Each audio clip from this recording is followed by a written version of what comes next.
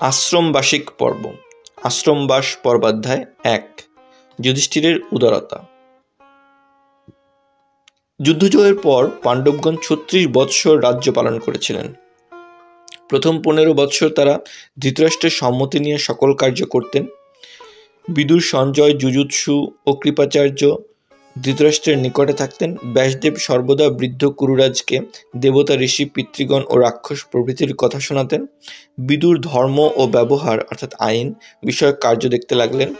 তার সুনীতির ফলে সামন্ত রাজাদের কাছ থেকে অল্প ব্যয়ে নানাবিধ অভীষ্ট কার্য আদায় হতো। তিনি কারারুদ্ধ বা বধদণ্ড প্রাপ্ত অপরাধীকে মুক্তি দিলে যুধিষ্ঠির কোনো আপত্তি করতেন না। কুন্তী, দ্রৌপদী, সুভদ্রা, উলুপি, চিত্রাঙ্গদা, ধৃষ্টকেতুর ভগিনী জরাসন্ধের কন্যা, এখানে ধৃষ্টকেতুর ভগিনী নকুল পত্নী করেনুমতি এবং জরাসন্ধের কন্যা সহদেব পত্নী প্রভৃতি সর্বদা গান্ধারীর সেবা করতেন। ধর্মরাজ তার ভ্রাতাদের সতর্ক করে দিয়েছিলেন, পুত্রহীন ধৃতরাষ্ট্র যেন কোনো দুঃখ না পান। সকলেই আজ্ঞা পালন করতেন, কিন্তু ধৃতরাষ্ট্রের দুর্বুদ্ধির ফলে পূর্বে যা ঘটেছিল ভীম তা ভুলতে পারলেন না। যুধিষ্ঠির তার ভ্রাতা ও অমাত্যগণকে বললেন, বৃদ্ধ কুরুরাজ আমাদের সকলেরই মাননীয়। যিনি তার আজ্ঞা পালন করবেন তিনি আমার সুহৃদ, যিনি করবেন না তিনি আমার শত্রু।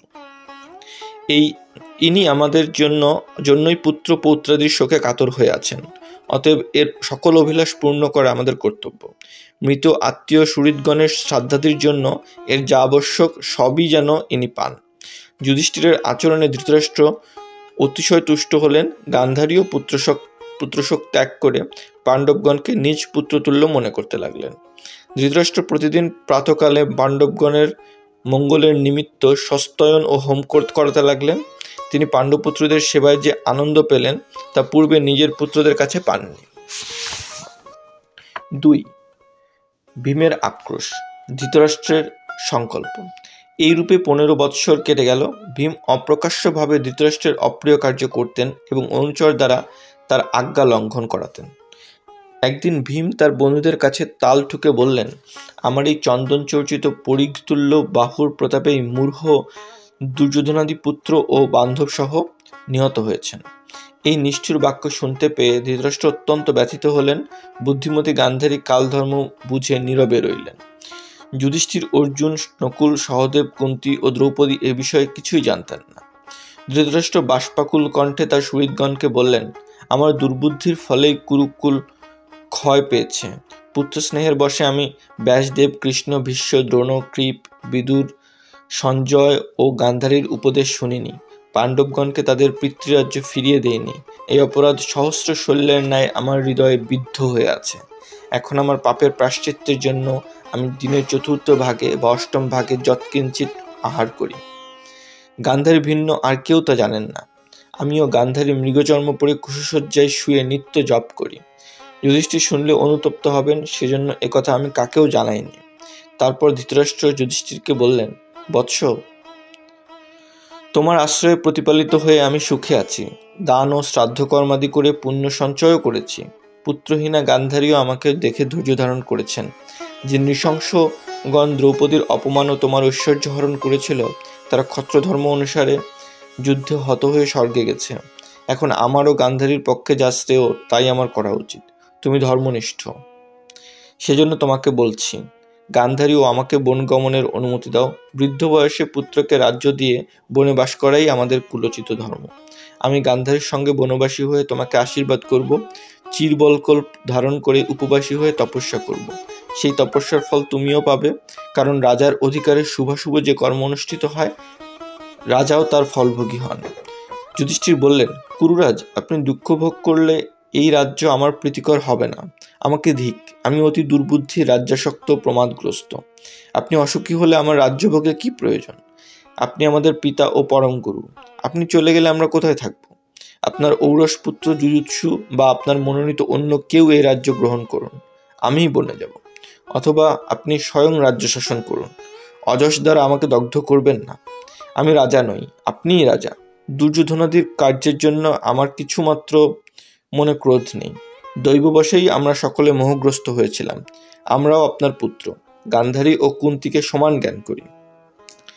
আমি নতশিরে প্রার্থনা করছি, আপনি মনের দুঃখ দূর করুন।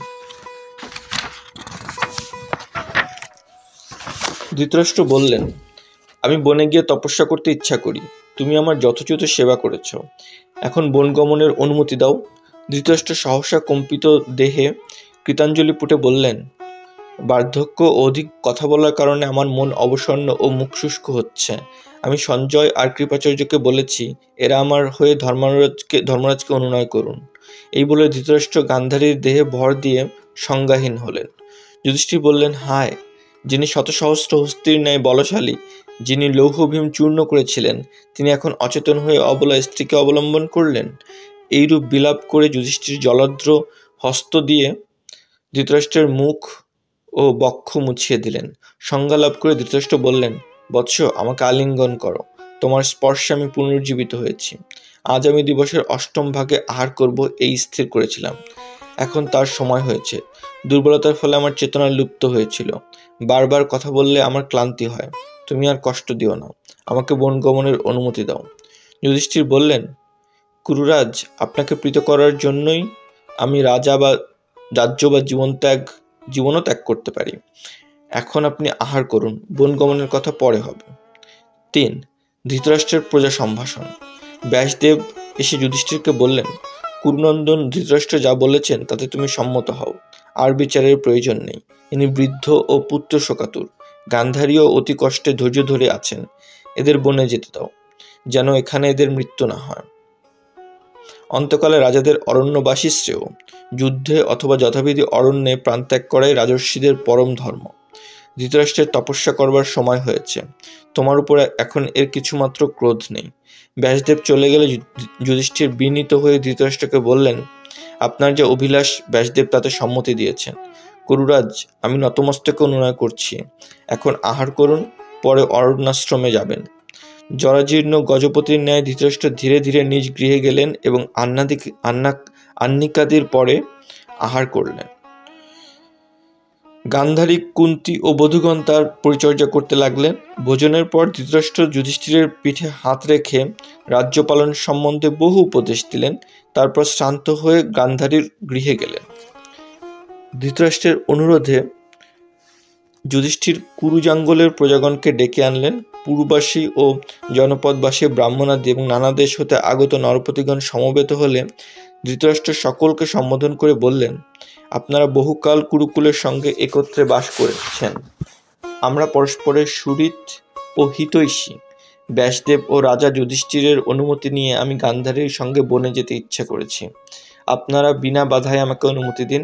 আমি মনে করি আমাদের সঙ্গে আপনাদের যে প্রীতি সম্বন্ধ আছে, অন্য দেশের রাজাদের সঙ্গে সে প্রকার নেই। গান্ধারী ও আমি পুত্র বিরহে কাতর হয়ে আছি, বয়স এবং উপবাসের জন্যও দুর্বল হয়েছি।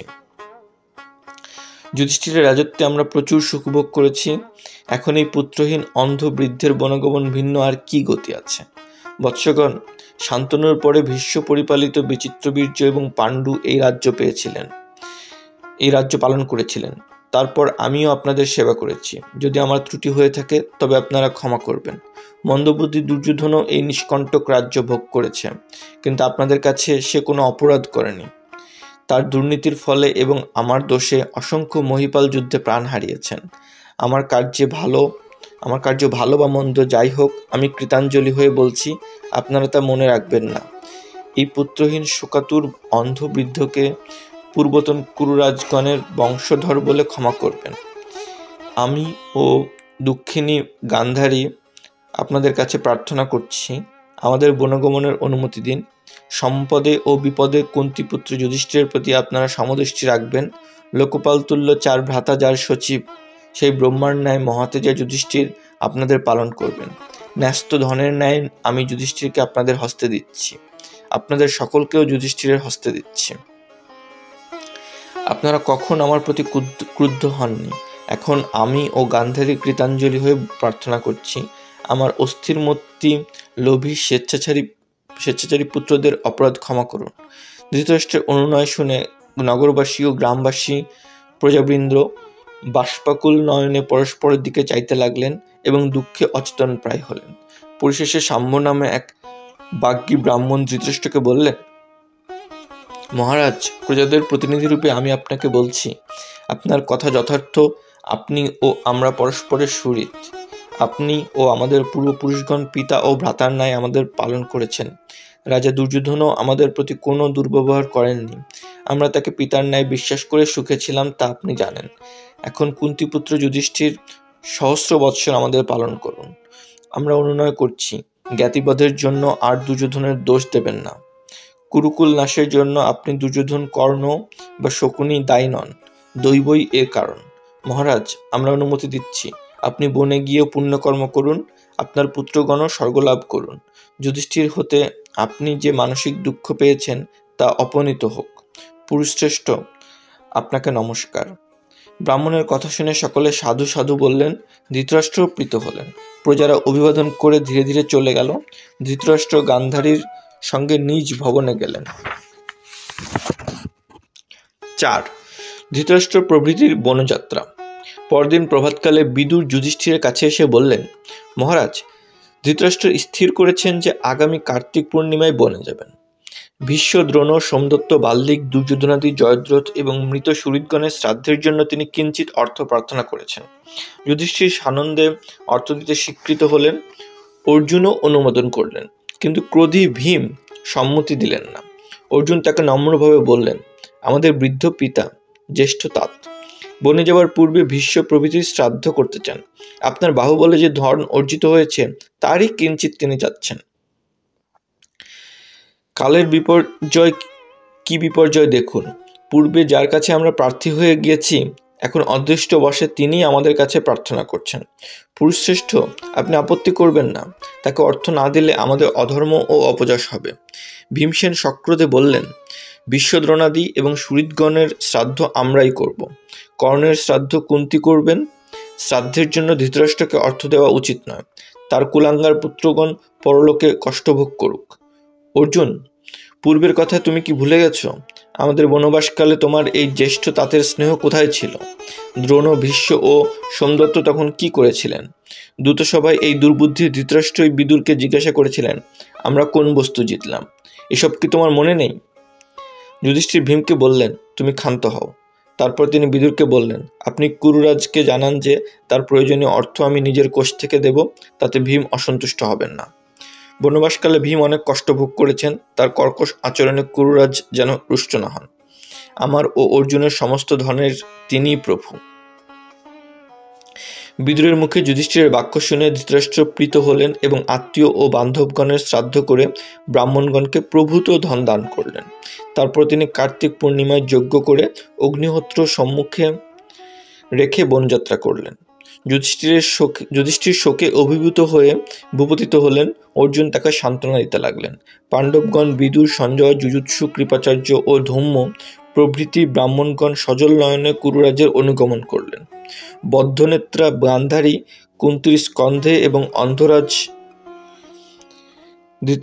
অন্ধরাজ ধৃতরাষ্ট্র গান্ধারীর স্কন্ধে দুই হস্ত রেখে চলতে লাগলেন। দ্রৌপদী, সুভদ্রা, উত্তরা, উলুপি, চিত্রাঙ্গদা প্রভৃতিও সরজনে অনুগমন করলেন। পাণ্ডবদের বনগমনকালে হস্তিনাপুরের প্রজারা যেমন দুঃখিত হয়েছিল, ধৃতরাষ্ট্রের যাত্রাকালেও সেই রূপ হলো। বিদুর ও সঞ্জয় সংকল্প করলেন যে তারাও বনবাসী হবেন। কিছুদূর যাবার পর ধৃতরাষ্ট্র যুধিষ্ঠিরাদিকে ফিরে যেতে বললেন। গান্ধারীকে দৃঢ়ভাবে ধরে কুন্তি বললেন, আমি বনে বাস করব, তপস্বিনী গান্ধারীর ও কুরুরাজের পদসেবা করব। যুধিষ্ঠির, তুমি সহদেবের উপর কখনো অপ্রসন্ন হও না। সে তোমার ও আমার অনুরক্ত। কর্ণকে সর্বদা স্মরণ করো, তার উদ্দেশ্যে দান করো, সর্বদা সকলে দ্রৌপদীর প্রিয় সাধন করো। কুরুকুলের ভার তোমার উপরেই পড়েছে। যুধিষ্ঠির কাতর হয়ে কুন্তিকে নিবৃত্ত করবার চেষ্টা করলেন। ভীম বললেন, আমাদের ত্যাগ করে বনে যাওয়াই যদি আপনার ইচ্ছা ছিল, তবে আমাদের দিয়ে লোকক্ষয় করালেন কেন? কুন্তি পুত্রদের অনুনয় শুনলেন না। অশ্রুরোধ করে বললেন, তোমরা পাণ্ডুর পুত্র এবং দেবতুল্য পরাক্রমশালী। জ্ঞাতির হস্তে নির্জিত হয়ে যাতে তোমাদের দুঃখ ভোগ করতে না হয়, সেজন্যই আমি তোমাদের যুদ্ধে উৎসাহিত করেছিলাম। তোমাদের তেজবৃদ্ধির নিমিত্ত বাসুদেবের নিকট বিদুলার উপাখ্যান বলেছিলাম। স্বামীর রাজত্বকালে আমি বহু সুখ ভোগ করেছি, এখন পুত্রের বিজিত রাজ্য ভোগ করতে চাই না। আমার পতি যেখানে আছেন সেই পুণ্যলোকে আমি যেতে ইচ্ছা করি। ধৃতরাষ্ট্র ও গান্ধারীর সেবা এবং তপস্যা করে শরীর শুষ্ক করব। কুরুশ্রেষ্ঠ, ভীমসেন প্রভৃতির সহিত গৃহে ফিরে যাও। তোমার ধর্মে মতি থাকুক, মন মহৎ হোক। ধৃতরাষ্ট্র বললেন, যুধিষ্ঠিরের জননী ফিরে যান। পুত্র ও ঐশ্বর্য ত্যাগ করে উনি কেন দুর্গম বনে যাবেন? রাজ্যে থেকেই উনি দান ব্রত তপস্যা করুন। গান্ধারী, তুমি একে নিবৃত্ত হতে বলো। ধর্মপরায়ণা সতী কুন্তী বনগমনের সংকল্প ত্যাগ করলেন না। তখন দ্রৌপদী প্রভৃতি বধূগণ শরদনে পাণ্ডবদের সঙ্গে হস্তিনাপুরে ফিরে গেলেন। 5. ধৃতরাষ্ট্র সকাশে নারদাদি। বহুদূর গিয়ে ধৃতরাষ্ট্র ভাগীরথী তীরে উপস্থিত হলেন। সন্ধ্যাকালে সূর্যের আরাধনার পর বিদুর ও সঞ্জয় কুশসজ্জা প্রস্তুত করে দিলেন। ধৃতরাষ্ট্র এক শয্যায় এবং কুন্তীর সহিত গান্ধারী অন্য শয্যায় রাত্রি যাপন করলেন। প্রাতকালে যথাবিধি আহ্নিক ও হোমের পর তারা উত্তর দিকে যাত্রা করলেন। কুরুক্ষেত্রে উপস্থিত হয়ে রাজর্ষি শতযুপকে দেখতে পেলেন। ইনি কেকেয় দেশের রাজা ছিলেন। বৃদ্ধাবস্থায় জ্যেষ্ঠ পুত্রকে রাজ্য দিয়ে বনবাসী হয়েছিলেন। তার সঙ্গে ধৃতরাষ্ট্র ব্যাসের আশ্রমে গিয়ে দীক্ষা নিলেন এবং জটা, অজিন ও বলকল ধারণ করে শতযুপের আশ্রমে বিদুর, সঞ্জয়, গান্ধারী ও কুন্তীর সহিত কঠোর তপস্যায় নিরত হলেন।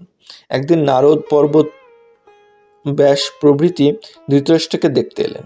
কথা প্রসঙ্গে নারদ বললেন, শতযুপের পিতামহ সহস্রচিত্ত তপস্যার ফলে ইন্দ্রলোক লাভ করেছেন। আরও অনেক রাজা এই বনে তপসিদ্ধ হয়ে স্বর্গে গেছেন। ধৃতরাষ্ট্র, আপনিও ব্যাসের অনুগ্রহে গান্ধারীর সহিত উত্তম গতি লাভ করবেন। রাজা পাণ্ডু ইন্দ্রলোকে বসে নিত্য আপনাকে স্মরণ করেন। আমরা দিব্য নেত্রে দেখেছি। সৎকর্মের ফলে কুন্তীও তার কাছে যাবেন। বিদুর যুধিষ্ঠিরে প্রবেশ করলেন। সঞ্জয় স্বর্গে যাবেন। রাজর্ষি শতযুপ বললেন, দেবর্ষি, ধৃতরাষ্ট্র কোন লোকে যাবেন তা তো আপনি বললেন না। নারদ বললেন, আমি ইন্দ্রের কাছে শুনেছি রাজা ধৃতরাষ্ট্র আর 3 বৎসর জীবিত থাকবেন। তারপর গান্ধারীর সহিত দিব্য বিমানে কুবের ভবনে গিয়ে ইচ্ছানুসারে দেব, গন্ধর্ব ও রাক্ষস লোকে বিচরণ করবেন। ধৃতরাষ্ট্রকে এই রূপে আশ্বাসিত করে নারদাদি প্রস্থান করলেন। 6. ধৃতরাষ্ট্র সকাশে যুধিষ্ঠিরাদি। ধৃতরাষ্ট্র প্রভৃতি বনে গেলে পুরবাসীগণ শোকার্ত হয়ে বললেন, পুত্রহীন বৃদ্ধ কুরুরাজ এবং মহাভাগা গান্ধারী ও কুন্তী নির্জনে বনে কি করে বাস করছেন? পুত্রগণ ও রাজশ্রী ত্যাগ করে কুন্তী কেন দুষ্কর তপস্যা করতে গেলেন? কুন্তীর বিরহে পাণ্ডবগণ কাতর হয়ে কালযাপন করতে লাগলেন। কোনো বিষয়ে তারা মন দিতে পারলেন না। কয়েকদিন পর তারা স্থির করলেন যে বনে গিয়ে সকলকে দেখে আসবেন। দ্রৌপদীও গমনের জন্য উৎসুক হলেন। যুধিষ্ঠিরের আজ্ঞায় রথ, হস্তি, অশ্ব ও সৈন্য সজ্জিত হলো। বহু পূর্ববাসী তার সঙ্গে যাবার প্রস্তুত হলো। 5 দিন নগরের বহির্ভাগে বাস করে 6ষ্ঠ দিনে যুধিষ্ঠির সদলে যাত্রা করলেন। কৃপাচার্য সৈন্যদলের নেতা হয়ে চললেন। যুধিষ্ঠির ও অর্জুন রথে, ভীম হস্তিতে, নকুল ও সহদেব অশ্বে এবং দ্রৌপদী প্রভৃতি নারীগণ শিবিকায় যাত্রা করলেন। নগর ও গ্রামবাসী প্রজাগণ বিবিধ জানে যুধিষ্ঠিরের অনুগমন করলেন। যুযুৎসু ও ধম্ম পুর রক্ষার জন্য হস্তিনাপুরে রইলেন। পাণ্ডবগণ যমুনা পার হয়ে কুরুক্ষেত্রে এসে শতযুপ ও ধৃতরাষ্ট্রের আশ্রম দেখতে পেলেন এবং যান থেকে নেমে বিনীতভাবে পদব্রজে আশ্রমে প্রবেশ করলেন। যুধিষ্ঠির সজল নয়নে তাপসগণকে জিজ্ঞাসা করলেন, আমাদের জ্যেষ্ঠ তাত কুরুবংশপতি কোথায়? তারা বললেন, মহারাজ, তিনি পুষ্প ও জল আনতে এবং যমুনায় স্নান করতে গেছেন। পাণ্ডবগণ সত্বর যমুনার দিকে চললেন এবং কিছুদূর গিয়ে দেখলেন গান্ধারী ও ধৃতরাষ্ট্রকে নিয়ে কুন্তী আগে আগে আসছেন। সহদেব উচ্চস্বরে রোদন করে কুন্তীর পায়ে পড়লেন। তারপর পাণ্ডবগণ ধৃতরাষ্ট্রাদিকে প্রণাম করে তাদের জলপূর্ণ কলস বয়ে নিয়ে আশ্রমের দিকে চললেন। নানা স্থান থেকে তাপসগণ পঞ্চপাণ্ডব ও দ্রৌপদী প্রভৃতিকে দেখতে এলেন। সঞ্জয় এই প্রকারে তাদের পরিচয় দিলেন, যার দেহ বিশুদ্ধ স্বর্ণের ন্যায় গৌরবর্ণ, মহাসিংহের ন্যায় সবল, যার নাসিকা উন্নত এবং চক্ষু দীর্ঘ ও তাম্রবর্ণ, ইনি কুরুরাজ যুধিষ্ঠির। এই মত্ত গজেন্দ্রগামী তপ্ত কাঞ্চন বর্ণ দীর্ঘবাহু স্থূলকণ্ঠ পুরুষ বৃকোদর। এর পার্শ্বে যে মহাধনুর্ধর শ্যামবর্ণ আয়তলোচন হস্তিযুথ পতিতুল্য যুবা রয়েছেন, ইনি অর্জুন। কুন্তীর নিকটে বিষ্ণু ও মহেন্দ্রের ন্যায় অনুপম রূপবান ও বলবান যে দুজন রয়েছেন, এরা নকুল ও সহদেব। এই নীলোৎপল বর্ণা মধ্যবয়স্কা পদ্মপলাসাক্ষী মূর্তিমতী লক্ষ্মীর ন্যায় নারী কৃষ্ণা। এর পার্শ্বে যে কনকবর্ণা চন্দ্রপ্রভার ন্যায় রূপবতী রমণী রয়েছেন, ইনি চক্রপাণী কৃষ্ণের ভগিনী সুভদ্রা। এই সুবর্ণ গৌরাঙ্গী নাগকন্যা উলুপী এবং আর্দ্র মধুক পুষ্পের ন্যায় যার কান্তি, ইনি রাজকন্যা চিত্রাঙ্কদা। এরা অর্জুনের ভার্যা। যিনি কৃষ্ণের সহিত স্পর্ধা করতেন, সেই রাজসেনাপতি শল্যের ভগিনী এই নীলোৎপল বর্ণা রমণী ভীমসেনের পত্নী কালী। এই চম্পক গৌরী জরাসন্ধ কন্যা সহদেবের পত্নী। এর নিকটে যে ইন্দিবর শ্যামবর্ণা রমণী ভূমিতে বসে আছেন, ইনি নকুলের পত্নী অর্থাৎ দৃষ্টকেতুর ভগিনী করেনুমতি। এই প্রতপ্ত কাঞ্চন বর্ণা সুন্দরী যিনি পুত্রকে কোলে নিয়ে আছেন, ইনি বিরাট কন্যা উত্তরা। দ্রোণ প্রভৃতি এর প্রতি অভিমন্যুকে রথহীন অবস্থায় বধ করেছিলেন। এই 100 নারী যারা শুকনো উত্তরীয় ধারণ করে আছেন, যাদের সীমন্তে অলঙ্কার নেই, এরা ধৃতরাষ্ট্রের অনাথা পুত্রবধূ। 7. বিদুরের তিরোধান। তাপসগণ চলে গেলে ধৃতরাষ্ট্র যুধিষ্ঠিরাদির কুশল জিজ্ঞাসা করলেন। কিছুক্ষণ আলাপের পর যুধিষ্ঠির বললেন, মহারাজ, বিদুর কোথায়? তাকে তো দেখছি না। সঞ্জয় তপস্যায় নিরত থেকে কুশলে আছেন তো? ধৃতরাষ্ট্র বললেন, পুত্র, বিদুর কেবল বায়ু ভক্ষণ করে ঘোর তপস্যা করছেন। তার শীর্ণ দেহ শিরায় আচ্ছাদিত হয়ে গেছে। এই বনের নির্জন প্রদেশে ব্রাহ্মণরা কখনো কখনো তাকে দেখতে পান। এই সময় যুধিষ্ঠির দূর থেকে শীর্ণ দেহ দিগম্বর বিদুরকে দেখতে পেলেন। তার মস্তকে জটা, মুখে বিটা অর্থাৎ পুলির আকার কাষ্ঠখণ্ড, গুলিডান্ডা খেলার গুলির তুল্য, বাক্য ও আহার বর্জনের চিহ্ন, দেহ মলিলিপ্ত ও ধূলিধূসর। বিদুর আশ্রমের দিকে দৃষ্টিপাত করেই চলে যাচ্ছিলেন। যুধিষ্ঠির বেগে তার পশ্চাতে যেতে যেতে বললেন, ভো বিদুর, আমি আপনার প্রিয় যুধিষ্ঠির, আপনাকে দেখতে এসেছি। বিদুর এক বৃক্ষে ঠেস দিয়ে অনিমেষ নয়নে যুধিষ্ঠিরকে দেখতে লাগলেন এবং তার দৃষ্টিতে নিজের দৃষ্টি, গাত্রে গাত্র, প্রাণে প্রাণ এবং ইন্দ্রিয় গ্রামে ইন্দ্রিয় সকল সংযোজিত করে যোগ বলে যুধিষ্ঠিরের দেহে প্রবিষ্ট হলেন। যুধিষ্ঠিরের বোধ হলো তার বল পূর্বাপেক্ষা বহুগুণ বৃদ্ধি পেয়েছে। বিদুরের বৃক্ষাশ্রিত স্তব্ধলোচন প্রাণীহীন দেহ দেখে তিনি ব্যাসের বাক্য স্মরণ করলেন। ব্যাসের বাক্য ছিল, বিদুর ও যুধিষ্ঠির দুজনেই ধর্মের অংশ। ব্যাসের বাক্য স্মরণ করলেন এবং অন্ত্যেষ্টিক্রিয়ার ইচ্ছা করলেন। এমন সময়ে তিনি দৈববাণী শুনলেন, রাজা, বিদুরের দেহ দগ্ধ করো না, এর কলেবর যেখানে আছে সেখানেই থাকুন। ইনি জ্যোতিধর্ম প্রাপ্ত হয়ে সান্তানিক লোক লাভ করেছেন, এর জন্য শোক করো না। তখন যুধিষ্ঠির আশ্রমে ফিরে গিয়ে সকল বৃত্তান্ত জানালেন। ধৃতরাষ্ট্র প্রভৃতি অত্যন্ত বিস্মিত হলেন। পরদিন প্রভাতকালে ব্যাসদেব শতযুগ প্রভৃতির সঙ্গে আশ্রমে উপস্থিত হলেন। কুশল প্রশ্নের পর ব্যাস ধৃতরাষ্ট্রকে বললেন, কুরুরাজ, তুমি বিদুরের পরিণাম শুনেছ। ধর্মই মান্ডব্যের শাপে বিদুর রূপে জন্মেছিলেন। আদিপর্ব 18 পরিচ্ছেদ দ্রষ্টব্য। ব্রহ্মার আদেশে বিচিত্র বীর্যের ক্ষেত্রে তোমার এই ভ্রাতাকে আমি উৎপাদন করেছিলাম। এই তপস্বী সত্যনিষ্ঠা ইন্দ্রিয় দমন, সমগুণ, অহিংসা ও দানের ফলে বিখ্যাত হয়েছেন। যুধিষ্ঠিরও ধর্ম থেকে উৎপন্ন হয়েছেন। যিনি ধর্ম তিনি বিদুর, যিনি বিদুর তিনি যুধিষ্ঠির। এই পাণ্ডুপুত্র যুধিষ্ঠির, যিনি তোমার আজ্ঞাবহ হয়ে আছেন, এর শরীরেই বিদুর যোগ বলে প্রবিষ্ট হয়েছেন। পুত্র, আমি তোমার সংশয় ছেদনের জন্যই এখানে এসেছি। তোমার যদি কিছু প্রার্থনা থাকে, যদি কিছু দেখতে বা জানতে চাও, তো আমাকে বলো, আমি তোমার অভীষ্ট পূর্ণ করব। পুত্র দর্শন পর্বাধ্যায় 8। মৃত যোদ্ধিগণের সমাগম। পাণ্ডবগণ ধৃতরাষ্ট্রের আশ্রমে সুখে বাস করতে লাগলেন। 1 মাস পরে ব্যাসদেব পুনর্বার এলেন।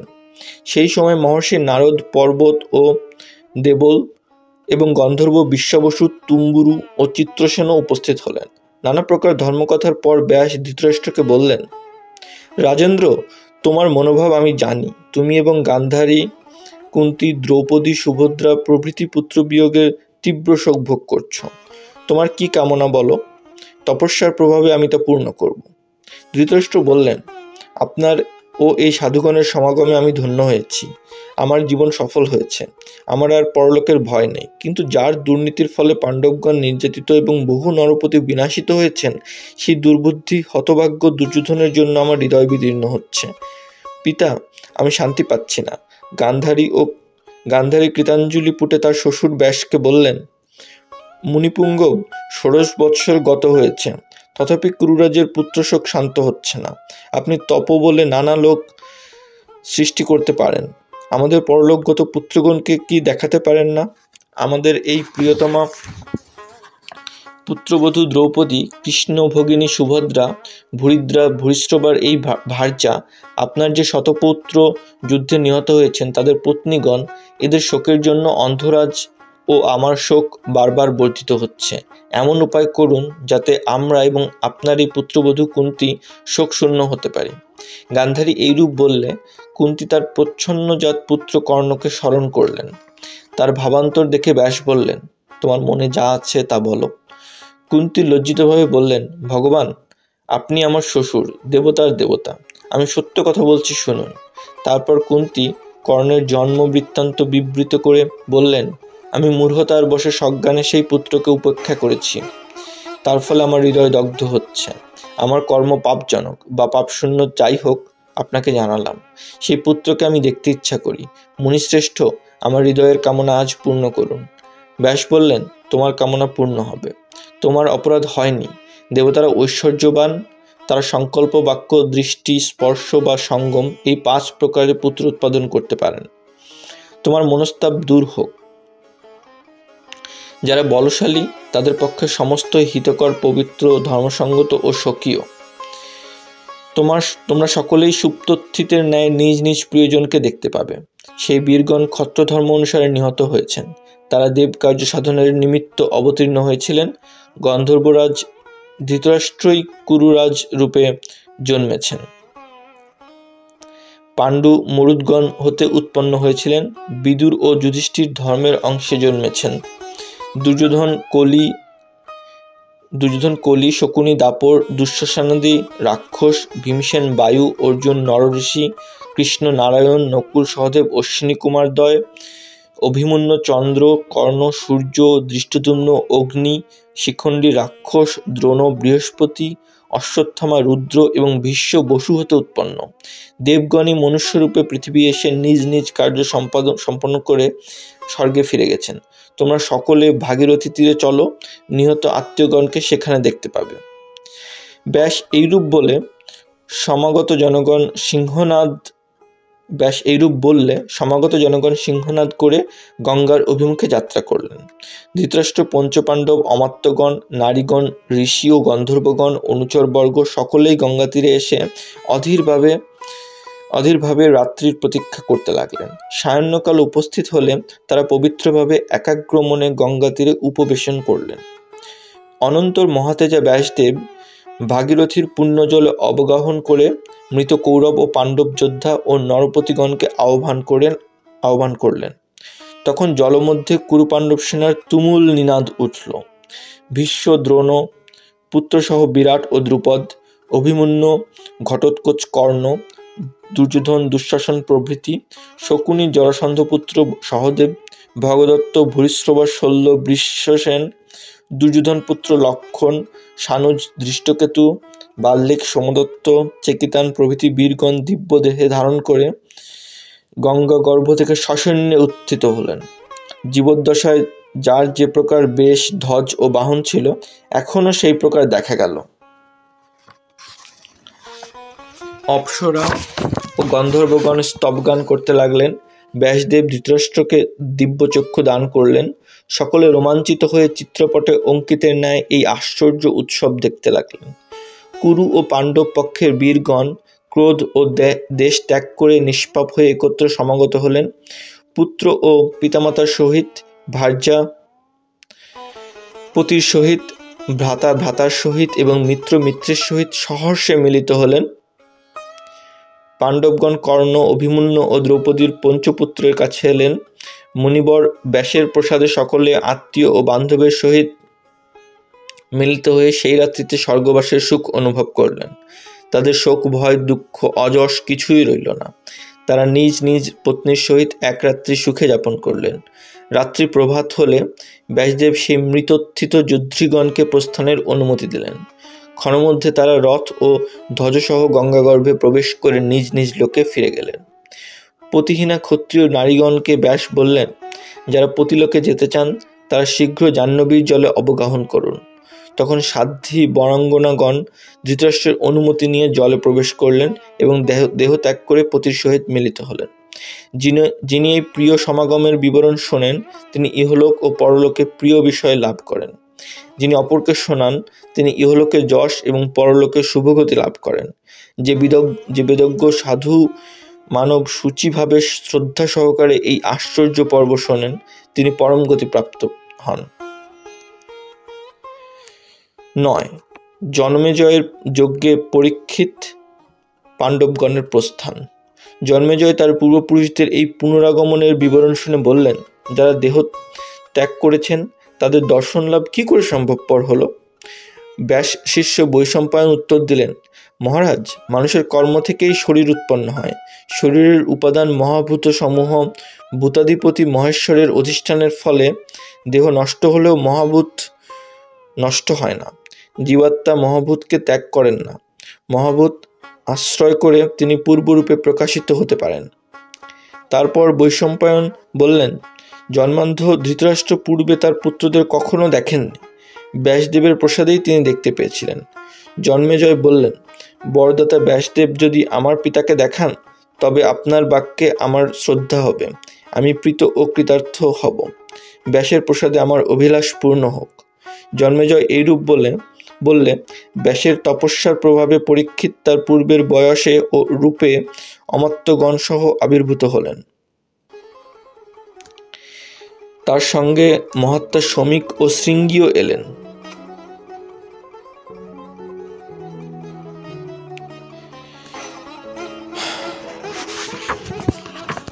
জন্মেজয় অতিশয় আনন্দিত হলেন এবং যজ্ঞ সমাপন ও যজ্ঞান্ত স্নানের পর জরৎকারুপুত্র আস্তিককে বললেন, আমার এই যজ্ঞ অতি আশ্চর্য। আমি পিতার দর্শন পেয়েছি। তার আগমনে আমার শোক দূর হয়েছে। আস্তিক বললেন, মহারাজ, যার যজ্ঞে মহর্ষি দ্বৈপায়ন উপস্থিত থাকেন তিনি ইহলোক ও পরলোক জয় করেছেন। পাণ্ডুর বংশধর, তুমি বিচিত্র আখ্যান শুনেছ, পিতাকে দেখেছ। সর্প সকল ভস্মসাৎ হয়েছে। তোমার সত্যবাক্যের ফলে তক্ষকও মুক্তি লাভ করেছেন। তুমি ঋষিদের পূজা করেছ, সাধুজনের সহিত মিলিত হয়েছ এবং পাপনাশক মহাভারত শুনেছ। এর ফলে তোমার বিপুল ধর্ম লাভ হয়েছে।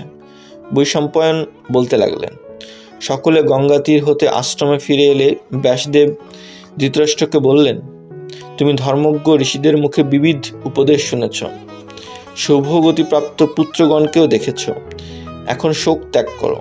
যুধিষ্ঠিরকে ভ্রাতাদের সঙ্গে রাজ্যে ফিরে যেতে বলো। এরা মাসাধিক কাল এখানে রয়েছেন। ব্যাসের বাক্য শুনে ধৃতরাষ্ট্র যুধিষ্ঠিরকে বললেন, অজাতশত্রু, তোমার মঙ্গল হোক। তোমরা এখন হস্তিনাপুরে ফিরে যাও। তোমরা এখানে থাকায় স্নেহের জন্য আমার তপস্যার ব্যাঘাত হচ্ছে। তুমি আমার পুত্রের কার্য করেছ। আমাদের পিণ্ডকীর্তি ও কুল তোমাতেই প্রতিষ্ঠিত আছে। আর আমার শোক নেই, জীবনেরও প্রয়োজন নেই। এখন কঠোর তপস্যা করব। তুমি আজ বা কাল চলে যাও। যুধিষ্ঠির বললেন, আমি এই আশ্রমে থেকে আপনার সেবা করব। সহদেব বললেন, আমি মাতা কুন্তিকে ছেড়ে যেতে পারবো না। ধৃতরাষ্ট্র, গান্ধারী ও কুন্তি বহু প্রবোধ দিয়ে তাদের নিরস্ত করলেন। তখন পাণ্ডবগণ বিদায় নিয়ে ভার্যা বান্ধব ও সৈন্যসহ হস্তিনাপুরে প্রস্থান করলেন। নারদাগমন পর্বাধ্যায় 10। ধৃতরাষ্ট্র, গান্ধারী ও কুন্তির মৃত্যু। পাণ্ডবগণ হস্তিনাপুরে ফিরে যাবার 2 বৎসর পরে একদিন দেবর্ষি নারদ যুধিষ্ঠিরের কাছে এলেন। তিনি আসন গ্রহণ করে কথা প্রসঙ্গে বললেন, আমি গঙ্গা ও অন্যান্য তীর্থ ভ্রমণ করে তোমাকে দেখতে এসেছি। যুধিষ্ঠির বললেন, ভগবান, যদি আমার পিতা ধৃতরাষ্ট্রকে দেখে থাকেন তবে তিনি কেমন আছেন বলুন। নারদ বললেন, তোমরা আশ্রম থেকে চলে এলে ধৃতরাষ্ট্র, গান্ধারী, কুন্তী ও সঞ্জয় গঙ্গার দ্বারে গেলেন। অগ্নিহোত্র সহ পুরোহিতও তাদের সঙ্গে ছিলেন। সেখানে ধৃতরাষ্ট্র মুখে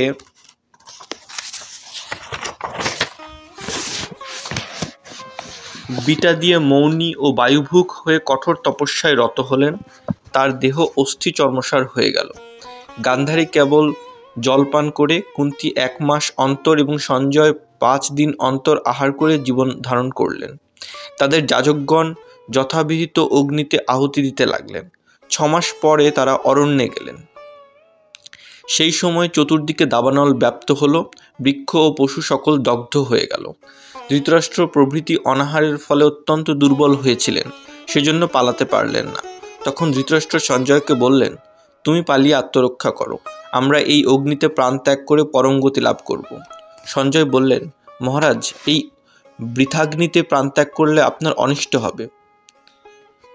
ধৃতরাষ্ট্র বললেন, আমরা গৃহত্যাগ করে এসেছি, এখন মরলে অনিষ্ট হবে না। জল, বায়ু, অগ্নি বা অনশন দ্বারা প্রাণত্যাগী তাপসদের পক্ষে প্রশস্ত। সঞ্জয়, তুমি চলে যাও। এই বলে ধৃতরাষ্ট্র গান্ধারী ও কুন্তীর সহিত পূর্বাশ্ব হয়ে উপবেশন করলেন। সমাধিস্থ হওয়ায় তাদের দেহ কাষ্ঠের ন্যায় নিশ্চল হল। এই অবস্থায় তারা দাবানলে আক্রান্ত হয়ে প্রাণত্যাগ করলেন। সঞ্জয় গঙ্গা তীরের মহর্ষিগণকে সকল বৃত্তান্ত জানিয়ে হিমালয়ে চলে গেলেন। তারপর নারদ বললেন, আমি গঙ্গা তীরে তাপসদের নিকটে ছিলাম। সঞ্জয়ের কথা শুনে তোমাদের জানাতে এসেছি। আমি ধৃতরাষ্ট্রাদির দেহ দেখেছি। তারা স্বেচ্ছায় প্রাণত্যাগ করেছেন, সদ্গতিও পেয়েছেন। তাদের জন্য শোক করা উচিত নয়। পাণ্ডবগণ দুঃখে অভিভূত হলেন, ঊর্ধ্ববাহু হয়ে নিজেদের ধিক্কার দিয়ে রোদন করতে লাগলেন। যুধিষ্ঠির বললেন, আমরা জীবিত থাকতে মহাত্মা ধৃতরাষ্ট্রের অনাথের ন্যায় মৃত্যু হলো। অগ্নির তুল্য কৃতঘ্ন কেউ নেই। অর্জুন খাণ্ডব দাহ করে ভিক্ষার্থী ব্রাহ্মণবেশী অগ্নিকে বৃথা তৃপ্ত করেছিলেন। সেই অর্জুনের জননীকেই তিনি দগ্ধ করলেন। রাজর্ষি ধৃতরাষ্ট্র সেই মহাবনে মন্ত্রপুত অগ্নি রক্ষা করতেন। তথাপি বৃথাগ্নিতে তাদের কেন মৃত্যু হলো? নারদ বললেন, তারা বৃথাগ্নিতে দগ্ধ হননি। ধৃতরাষ্ট্র বনপ্রবেশের পূর্বে যে যজ্ঞ করেছিলেন, যাজকগণ তার অগ্নি এক নির্জন বনে নিক্ষেপ করেছিলেন। সেই অগ্নি বর্ধিত হয়ে সর্বত্র ব্যাপ্ত হয়। ধৃতরাষ্ট্র নিজের যজ্ঞাগ্নিতে জীবন বিসর্জন দিয়ে পরম গতি পেয়েছেন। তোমার জননীয় গুরু শুশ্রূষার ফলে সিদ্ধিলাভ করেছেন, তাতে সংশয় নেই। এখন তুমি ভ্রাতাদের সঙ্গে তাদের তর্পণ করো। যুধিষ্ঠির ও তার ভ্রাতা ও নারীগণের সঙ্গে গঙ্গা তীরে যাত্রা করলেন। পুরবাসী ও জনপদবাসীগণ এক বস্ত্র পরিধান করে তাদের সঙ্গে গেলেন। পাণ্ডবগণ যুযুৎসুকে অগ্রবর্তী করে যথাবিধি ধৃতরাষ্ট্র, গান্ধারী ও কুন্তীর তর্পণ করলেন। 12 দিনে যুধিষ্ঠির তাদের শ্রাদ্ধ করলেন এবং প্রত্যেকের উদ্দেশ্যে ব্রাহ্মণগণকে শয্যা, খাদ্য, যান, মণিরত্ন, দাসী প্রভৃতি দান করলেন। তার আজ্ঞায় মৃতজনের অস্থি সংগ্রহ করে গঙ্গায় ফেলা হলো। দেবর্ষি নারদ যুধিষ্ঠিরকে সান্ত্বনা দিয়ে চলে গেলেন। কুরুক্ষেত্র যুদ্ধের পরে হতপুত্র ধৃতরাষ্ট্র এই রূপে হস্তিনাপুরে 15 বৎসর এবং বনবাসে 3 বৎসর যাপন করেছিলেন।